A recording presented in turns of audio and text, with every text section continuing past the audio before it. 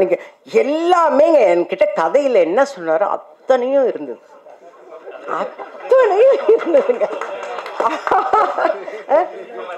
இன்னும் 2 சீன் நான் ஆக்ட் பண்ணது 2 சீன் தான்.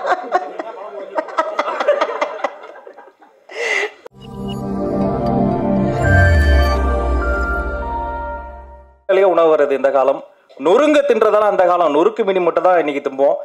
கஞ்சி குடித்து வேலைக்கு போனதெல்லாம் அந்த காலம், குடிப்பதையே வேலையாக வைத்திருக்கிறோம் இந்த காலம். எல்லாம் மாறிவிட்டது, ஒன்று மட்டும் மாறாமல் இருக்கிறது, அது தாய் அன்பு. இந்த படக்குழுவை ஒரு தாய் அன்போடு அரவணைத்துக் கொண்ட ஒருவர், இயக்குனர் இமயத்தின் படங்களில் நடித்தவர், இந்த படத்தில் இயக்குனர் இமயத்தோடவே நடித்தவர், எங்கள் இதயத்தரசி நடிகை வடிவுக்கரசி அம்மாவை பேச அழைக்கிறோம்.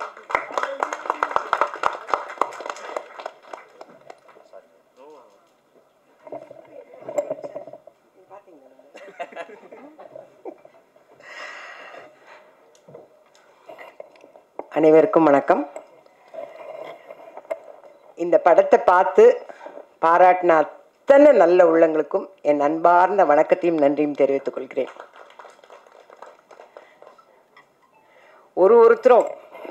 ஒருத்தருமே பெரிய பெரிய டைரக்டர்ஸ், அவங்க வாயிலிருந்து வெறும் வார்த்தைகளாக வராமல் மனசுலேருந்து அடி மனசுலேருந்து வந்த வார்த்தைகள் அத்தனையும், அந்த வார்த்தைகளே நம்மளை படம் பார்த்து வச்ச ஒரு எஃபெக்ட் கொடுத்துருச்சு. எல்லாருக்கும் என்னுடைய நன்றியை தெரிவிச்சுக்கிறேன் சார். இந்த கதையை எங்கள் டைரக்டர் சொல்லும் போது ஒரு 2.5 மணி நேரம் சொன்னார். சொல்லி நான் ஜென்ரலாக என்னோட கேரக்டர்லாம் எப்படி சொல்லுவாங்க, ஃபோன்லேயே சொல்லிவிடுவாங்க, அவ்வளோதான். யாருக்கு அம்மா, யாருக்கு பாட்டி, நல்ல பாட்டியா கெட்ட பாட்டியா, இவ்வளோதான். ரிச்சா புவரா, மிடில் கிளாஸா, இவ்வளோதான் எனக்கு கதையே சொல்கிறது. இதுவே கதை சொல்கிறதே பெரிய விஷயமாச்சே, அதனால் இவ்வளோ தான் கேட்போம். ஆனால் இவர் மட்டும் இல்லை, நான் வீட்டுக்கு உங்களுக்கு கதை சொல்லணுன்னார். அவ்வளோ பெரிய கதை கேட்கணுமா நம்ம? சரின்னு வர சொன்னேன். வரும்போதே பிரசாத்தோடு வந்தார். பாமன் சாமிகள் கோயிலுக்கு போயிட்டு பிரசாத்தை ஆரம்பித்து சொன்னாருங்க. நான் அழுவுறேன் தேம்பி. ஏன் சார் இவ்வளோ நேர்மையாக இருக்கணும்? அந்த ஆளை ஏன் சார் இப்படி கஷ்டப்படுத்துறீங்க? அது எதுக்கு சார்? யாருக்கோ பரிசு விழுந்தது, அதோடு விட்டுட்டு டிக்கெட்டை விற்றாரா இல்லையா, அது கூட காசே ஒழுங்காக கொடுக்காம போயிட்டார், அதோடு விட்டுருங்க சார். பாவமாக இருக்குது சார், கஷ்டமாக இருக்குது சார். அழுவுறேன், நான் கதை கேட்டு அழுவுறேன். சரி, எனக்கு ரொம்ப மனசு ரொம்ப கஷ்டமாக இருக்குது. என் கேரக்டரும் சின்னது, ஆனால் அதில் டைரக்டரோட நான் பேர் பண்ணுறேங்கிறது ரொம்ப, அதாவது சிவாஜி சாரோட நீங்கள் நடிக்க போகிறீங்கன்னு டைரக்டர் சொன்னார் பாருங்க, முதல் மரியாதை. அந்த அளவுக்கு எனக்கு ஒரு சந்தோஷம். ஆஹா, எங்கள் டைரக்டருக்கு நான் தான் பேராக நடிக்க போகிறேன் அப்படிங்கிற ரொம்ப சந்தோஷத்தில் இருந்தேன். ஆனால் அந்த கதையை கேட்டு அழுது கொஞ்ச நேரம் அப்படியே உட்காந்துட்டேன். சார் எனக்கு ரொம்ப மனசு கஷ்டமாக இருக்குது. படம் பார்த்துட்டு ஜாலியாக வெளியில் போகிறத விட்டுட்டு ஏன் சார் இப்படி கஷ்டப்படுத்தி அனுப்புகிறீங்க? எதுக்கு சார் இவ்வளோ நேர்மை? என்னத்துக்கு சார்? அப்போ நேர்மையாக இருந்தால் இவ்வளோலாம் கஷ்டப்படணும்னு இருந்தால் எவன் சார் நேர்மையாக இருப்பான்? இப்படியெல்லாம் அவரை கிராஸ் கொஷின் தான் பண்ணேன். நான் நேர்மையாலாம் இருக்கக்கூடாது சார், நேர்மையாக இருந்தால் எவ்வளோ கஷ்டப்படுறேன், இன்னும் சேத்துலலாம் விழுந்ததெல்லாம் போய் எடுத்து நான் இன்னும் ஒரு ஃப்ரேம் கூட பார்க்கலைங்க. நான் டப்பிங் பார்த்ததோடு சரி, டப்பிங்கே நான் பேசலை. டப்பிங்கில் எங்கள் டைரக்டர் அந்த 500 ரூபாயை தொலைச்சிட்டு தேடுவார் பாருங்க. இப்போ நினச்சாலும் எனக்கு அவ்வளோ கஷ்டமாக இருக்குது. ஏன்னா ஒரு பக்கம் எங்கள் டைரக்டரை பார்க்குறேன், இன்னொரு பக்கம் ஐயோ இந்த மனுஷனுக்கு ஒரு 500 ரூபாய் எங்கே, ஐயோ அங்கே தான் இருக்குதுன்னு இப்படி சொல்லணும் போல இருந்தது. அந்த அளவுக்கு டைரக்டர் ஐயோ அவ்வளோ அற்புதமாக பண்ணிட்டார்.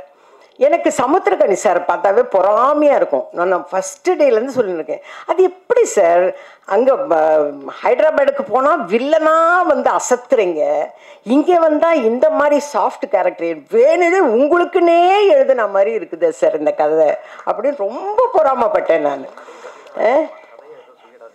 கதையை சொல்லிடாதீங்க ஏங்க, இத்தனை பேர் பேசும்போதே சொல்லிட்டாங்க நேர்மை நேர்மை நேர்மைன்னு.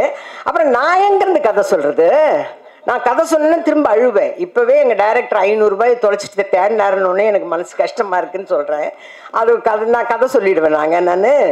நான் படமே பார்க்கலையே, ஆனால் டப்பிங்கில் பார்த்து நான் டப்பிங்கே பேசலை சார். நான் கிளம்புறேன் சார். செந்தில் சார் வேறு நின்றுட்டார், ஏன்னா அவர் கோ ப்ரொடியூசர் ஆச்சே, நின்றுட்டார். டப்பிங் பேசாமல் இந்த பொம்பளை எங்கே வெளியில் போகுது சார், எனக்கு எப்படின்னு எனக்கு செஸ்ட் பெயின் வருது சார், 10 லட்ச ரூபாய் செலவு பண்ணி ஆர்ட் ஆப்ரேஷன் பண்ணேன், இந்த படத்தை பார்த்தா திருப்பி எனக்கு இன்னொரு ஆப்ரேஷன் நடக்கணும் போல இருக்குது, அந்தளவுக்கு ரொம்ப கஷ்டமாக இருக்குது சார், என்னால் டப்பிங் பேசவே. நான் பேசுனதே 2 டைலாக் தான், அதுவே என்னால் பேச முடியல. இவங்களோட ஆக்டிங்கை பார்த்துன்னு இருக்கேன். சார் இந்த சாங்கை போடுங்க சார், அந்த சீன் போடுங்க சார், சீன் போடுங்க சார், வேணாம் நீங்கள் டப்பிங் பேசுறீங்க. இந்த அளவுக்கு அவ்வளோ பாதிப்புமா இந்த படம், அந்த அளவுக்கு என்னை பாதிச்சது இந்த படம். அவர் எங்கள் டைரக்டர் அந்த காசு இல்லாமல் இது எல்லாமே எங்கள் நந்தா சார் வந்து கதை சொல்லும் போதே சொல்லிட்டார், ஐயா வந்து அப்படியே ஏறி வருவார், ஏறி வந்து உட்காருவார், நீங்கள் சமையல் பண்ணுறீங்க, இதெல்லாம் என்கிட்ட என்ன கதையில் சொன்னாரோ அது அத்தனையும் அவர் எடுத்தாருங்க. அப்படியே ஃப்ரேம் டு ஃப்ரேம் அப்படியே எடுத்தார். நீங்கள் வந்து பாத்திரம் தேய்க்கிறீங்கன்னாரு, சார் இந்த வேலையெல்லாம் பிடிக்கலன்னா நான் நடிக்கவே வந்தேன், திருப்பி பாத்திரம் தேய்க்கிறதுக்கு அனுப்புறீங்களா சார்லாம் கேட்டேன் நான். அதே மாதிரி உட்கார வச்சு பாத்திரம்லாம் தேய்க்க வச்சு அந்த பொண்ணு வந்து சூசைட் பண்ணிக்க எல்லாமே என்கிட்ட கதையில் என்ன சொன்னாரோ அத்தனையும் இருந்தது, அத்தனையும் இருந்ததுங்க. இன்னும் 2 சீன் நான் ஆக்ட் பண்ணது 2 சீன் தான். அவ்வளோ இருந்தது.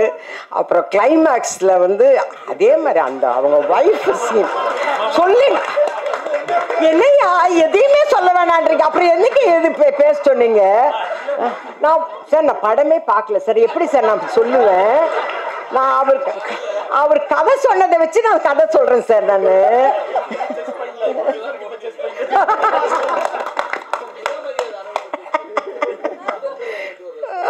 முதல் மரியாதை பத்தி சொல்லுவாங்க. முதல் மரியாதை ஞாபகத்திலேயே வரலைங்க சார் இப்போ எனக்கு. சார் நான் கதை சொல்ல மாட்டேன் சார். சார் எப்படி சார் நீங்க சொன்னது தானே சார் சொல்றேன், நான் எங்க சார் கதை சொல்லுவேன்? எங்க இருந்து கதை சொல்லுவேன்? படமே பார்க்கலங்க, நீங்க எல்லாம் நம்புங்க. நான் வந்து உண்மையா பேசுவேன், பிராங்கா பேசுவேன். சார் தேவராஜ் சார் இங்க லிசன் பண்ணுங்க. அது என்ன இங்க வந்து போன் நோண்டிட்டு உட்கார்ந்துட்டு இருக்கீங்க? இங்க பாருங்க, நீங்க தான் சொல்லணும், நான் உண்மையை தான் பேசுறேன்.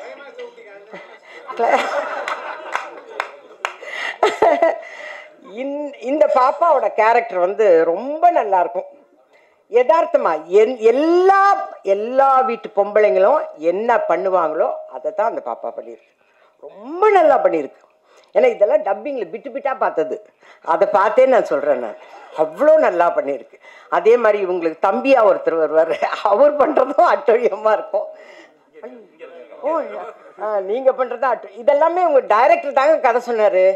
அந்த மச்சான் கேரக்டர் என்ன பண்ணணும் தெரியுங்களா அப்படின்னு இதெல்லாம் சொல்லிட்டார். நான் என்ன சார் சொல்லலை சார், நான் கதையெல்லாம் சொல்லலை. ஸோ சரிங்க, நான் கதை சொல்லுங்க. கதை ஐயோ நான் சார் கதை சொல்லலை சார், விட்டுடுறேன் சார். ஓகே, கிளைமேக்ஸில் பட் கிளைமேக்ஸ் சொல்லி முடிக்கணும். ஏன்னா தேவராஜன் சொன்னார், இவரும் சொல்லிட்டாரு, மூர்த்தி நீங்கள் சொல்லிட்டீங்க, அதனால நான் சொல்லிடுறேன். கிளைமேக்ஸில் அதாவது எப்பவுமே சினிமாவோட இதுவே என்னன்னா, வில்லனாக இருக்க வில்லத்தனம் பண்ணிக்கிட்டே இருந்தான்னா அவனுக்கான பனிஷ்மெண்ட் இதுதான். ஸோ நீங்கள் வந்து கெட்டவங்களா இருக்காதீங்க அப்படின்றது தான் மாரலாக வரும். அதே மாதிரி ஒருத்தர் நல்லவங்களா இருந்தால், நேர்மையானவங்களா இருந்தால், படாத கஷ்டமெல்லாம் படும் போதே நமக்கு வந்து நேர்மையாகவே இருக்க வேணாயா அப்படின்னு தான் தோணும். ஆனால் அவங்களுக்கு நேச்சராக பார்த்து, யூனிவர்ஸாக பார்த்து கொடுக்குற ஒரு பரிசு தான் வந்து அவங்க ஒய்ஃபுக்கு வேலை, அந்த குழந்தைக்கு ட்ரீட்மெண்ட். போதுமா சார்? இவ்வளோதான் சார், இவ்வளோதான் சார் சொல்கிறேன்.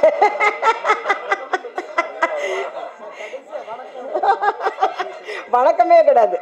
ரெயின் எஃபெக்டோட ரொம்ப சந்தோஷமா முடிக்கிறோம். ஓகேவா சார்? ரெயின் எஃபெக்டோட இதுலயே ட்ரெய்லர்லே போட்டு காட்டினாங்க சார்.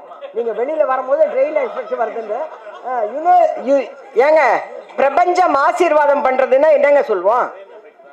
என்ன சொல்லுவோம்? செழுமையா இருக்குன்னா என்ன சொல்லுவோம்? அதுதானங்க, அதுதான் அவர் ஃபினிஷ் பண்ணியிருக்காரு. நான் இப்போ அவர் சோகமா ஃபினிஷ் பண்ணாருன்னு சொன்னா உங்களுக்கு எல்லாம் சோகமா இருக்காதா? இல்ல அதெல்லாம் சொல்லல சார், எதையுமே சொல்லல சார். நேர்மையான படங்க, நீங்க எல்லாரும் நேர்மையா வந்து பாருங்க. நீங்க பார்த்து நீங்க தான் மக்கள் கிட்ட கொண்டு போகணும்.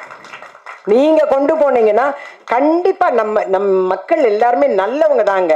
அவங்களோட சூழ்நிலை சந்தர்ப்பம் தான் ஒவ்வொருத்தரையும் கஷ்டப்படுத்துது, அவங்கள மாத்துது. அப்படி இருக்க வேண்டான்னு கொண்டு போக வேண்டியது உங்க கையில தான் இருக்கு. நீங்க எல்லாரும் நேர்மையா உங்க வேலையை செய்வீங்கன்னு நான் எதிர்பார்க்கிறேன். தயவு செஞ்சு செய்யுங்க. நேர்மையாக செய்யுங்க. ஓகேவா? இதுக்கு மேலே நான் நின்று பேசினேன்னா கொன்னே போடுவாங்க என்னையே. அதனால் இந்த அருமையான நேர்மையான படத்தில் நானும் ஒரு ஓரத்தில் நின்று இருக்கிறேங்கிறது வந்து ரொம்ப சந்தோஷமான விஷயம். அதுவும் எங்கள் டைரக்டரோட சேர்ந்து இருக்கிறேங்கிறது ரொம்ப ரொம்ப சந்தோஷமான விஷயம்.